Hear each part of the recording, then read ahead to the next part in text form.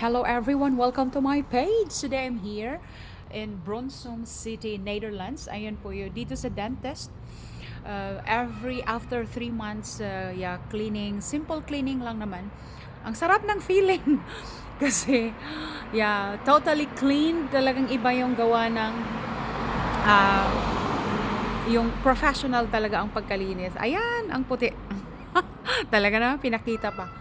Ayan, smile habang habang super linis, sabay ganun. Iba kasi yung toothbrush, iba talaga yung dentist ang maglinis sa ngipin natin. Oh, ayan, iyan po yung bus. Dito, ayan. Hinihintay ko lang husband ko, pipick upin niya ako ngayon. Andun pa siya sa bahay.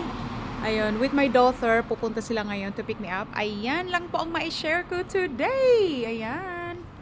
Salamat sa panood. Ay, vlogging.